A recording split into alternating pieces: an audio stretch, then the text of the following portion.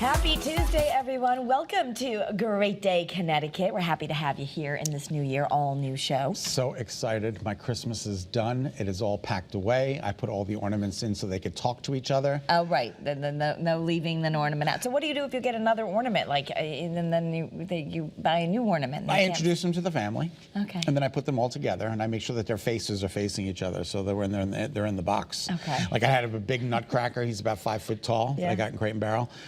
He doesn't like going in the basement, so I have to visit him every now and then. Okay. Yeah. So this is a whole other segment. We're going to go to the Institute of Living on Wednesday, and Absolutely. It's good to go. A little personification of things. So and it's good. And I brought, and yesterday I had all the like the tripod and the iPad and the other tripod when I was working from home from COVID. Yeah. Never brought it back to the station. Oh, so you brought it all back. Brought it all back, doing a little cleaning. My house is looking awesome. Oh my gosh. Anyway, all right. so I digress. Good for you. Good for you.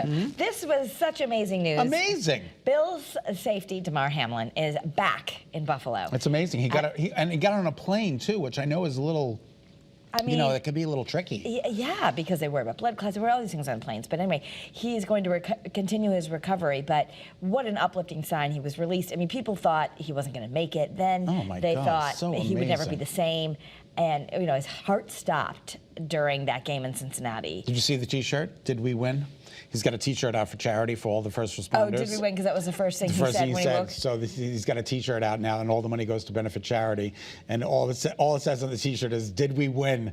Which is so great. Which is his catchphase now. What? And he's already, when he was in the hospital, there were all these GoFundMe's for toy charities. Yeah, and all that. $8.6 million, I think it's up to. I don't remember the exact number, but he wanted to, you know, get 2,500. He's a medical miracle. A medical miracle. And now the question is, do you think he'll play again? Do you think he'll play again? You don't think so? No.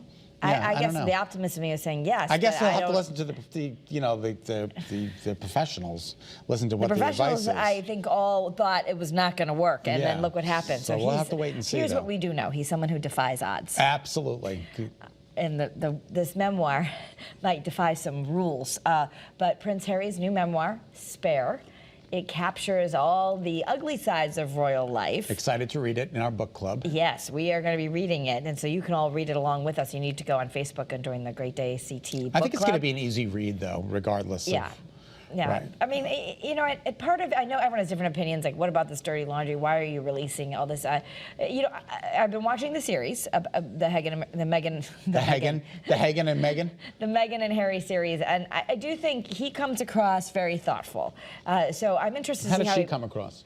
You know, there are parts I thought were okay, and parts I wasn't so sure about. But anyway, it's just all of the talk of you know, what he was really going through behind the scenes and why they decided to leave the royal family and how afraid he really felt for his wife and how it reminded him of what his mother went through. Yeah, okay. Well, we've decided that this will be our next read for our Great Day Connecticut Book Club. You can get your hands on it now. Lori Fazio with RJ Julia Booksellers is here in our studio with us next Wednesday, and that's when we're going to get our first assignment. Okay, I'm excited because if we all are reading it, then it holds us accountable. We're going to be book buddies. I'm totally going to read this. Yeah. I'm sure it's going to be a fast read. The books, they open the bookstores in England at midnight so that people could get in and get the book.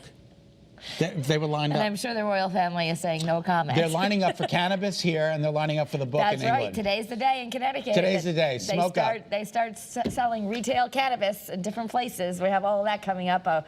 Where people can buy it, how all that works, and Eyewitness News starting at 4. But in the meantime, also from the football world, another reason to watch the big game. This is going to be awesome. So there's a betting site called FanDuel. Yeah, FanDuel. And they're already doing a huge live commercial, which I've never heard of that before. I've never heard of a live commercial. But Rob Gronkowski, Gronk, is going to attempt to kick a field goal in this live ad in the third quarter of the big game. If he makes a 25-yard field goal, then anyone who's wagered at least $5 in the Super Bowl can have a share of a $10 million bet. Now, as we were discussing a little earlier, he is a tight end, correct? He's not a field goal kicker, and there's a special art to kicking a field goal. And 25 yards might not seem like a long distance, but to get it between those two little pins, that is a big deal. If he misses, everyone's out of luck. Everyone's out of luck. Oh, he keeps. He's practicing. Is he He's practicing? training. How's he doing, Kate? Have you seen any of it? Okay. he's processing that he's practicing. Okay, not that great yet. But, I don't know. I just think like he's Gronk. Can he can do that? Well, if he's all he's going to do between now and the Super Bowl is practice, maybe he'll. Maybe He's retired. What else can he do? He's going to be on national TV trying to kick a field goal. But I love the fact that it's a live TV commercial. Live. It's going to be awesome. Yeah. That's I wonder really what awesome. FanDuel paid for that one. We'll have to wait for it. We'll have to get our Super Bowl ad segment back on where all the different things. Yeah. Hey, congratulations. Connecticut is a good place to raise your kids. Yes. You're doing a pretty good job. I'm trying, hey, nothing, progress, not perfection. No, I'm trying. That's what all moms will tell you. There's no secret. We all just try our best. So anyway, the personal finance website Wallet Hub says that it is one of the best states to raise a family. Top 10. Little woozers. Top 10. Yeah, it's a good woozers. I do think Connecticut's a great place to raise a family, and I know some people will say, oh, there's not as exciting as some of the big cities, but we have wonderful towns with sports. We have great schools, for families. I think it's amazing, and that is all right. So you don't want to go to West Virginia, New Mexico, and Mississippi. They were ranked third. Dead last. Dead last. Dead yeah. last in the Wallet Hub. A lot of the New England states fared pretty well. My brother's son, Brandon, my nephew, my godson, just moved to West Virginia. But he's all grown up. He's all grown up. So he didn't have to be raised there. No, but he's gonna probably want to raise his kids there. So I'm gonna have to.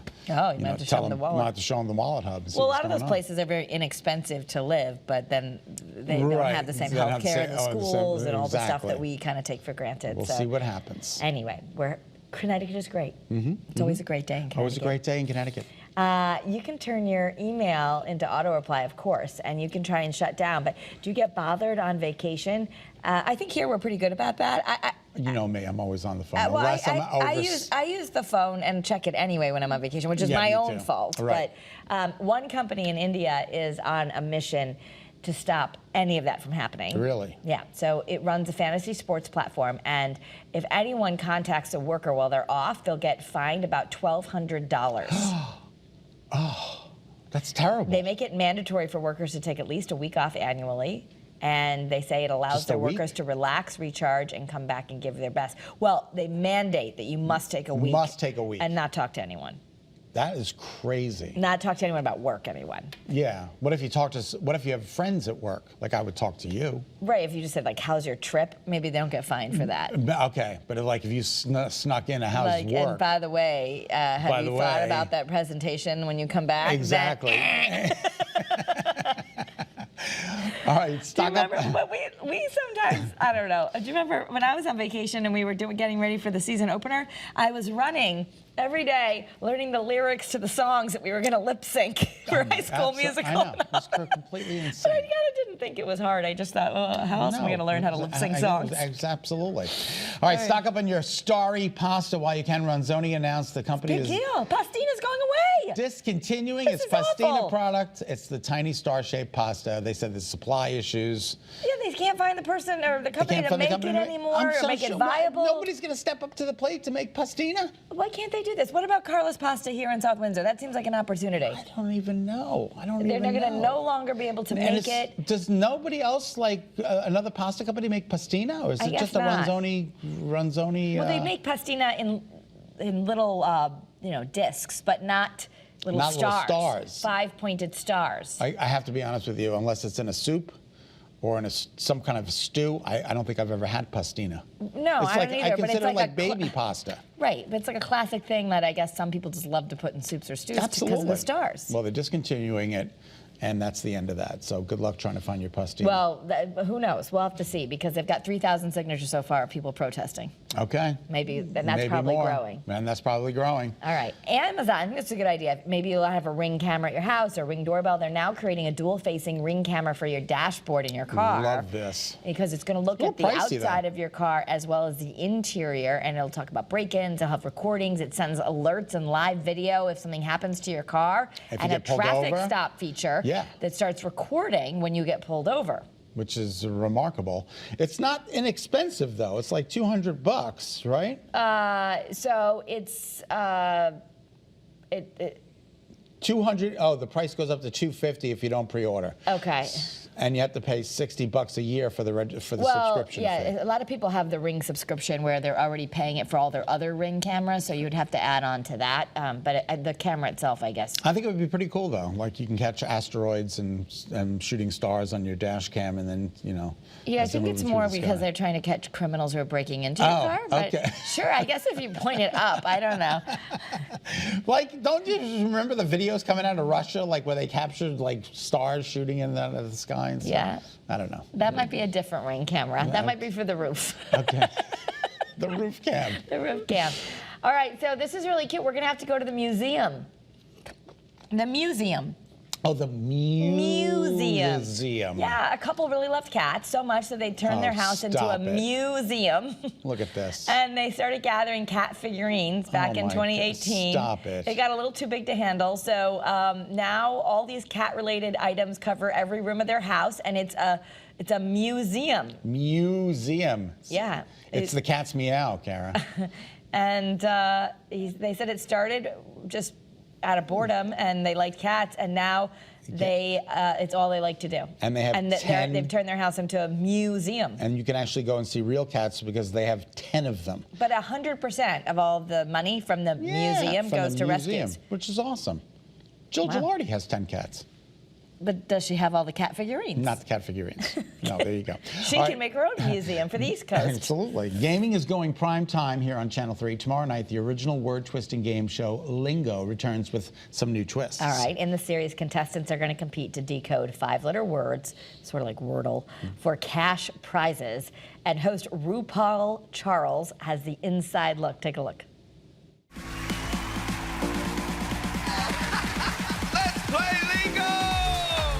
This is a dream gig for me. What's your answer? Salutatorian. Excuse me? Now, we are the original word game, baby. For those of you who are not familiar with Lingo, Lingo is a word game that gives you the first letter and then 5 tries to find the answer to what that word is. River, R-I-V-E-R. The 2 teams that bank the most money in each round will earn a coveted spot in the Lingo Showdown at the end of the night, where one duo will walk away with both teams' winnings, plus an extra $50,000 jackpot. Let me warn you in advance, this game is so addictive. Oh, I don't know. My mind's going blank. No! This is a brand new Lingo. It's improved, it's faster paced, and I also bring a little bit of my kooky sass to this game. I got bills to pay. Okay, yeah, now you're talking my language. We're gonna go with money. Money. Hey. Viewers will love Lingo because it's more loose, it's more fun, it's more personable, and it really is a game for everyone. Did I blow your mind? All right. Just a reminder, you can catch the series premiere of Lingo tomorrow night at 9, right here on Channel 3. You can also stream it on Paramount+. Okay, so you can really figure out the word. It seems like a Wordle. Wordle. It's like Wordle, right? I The guess 5 Lingo letters. was first. What do I know? didn't know that.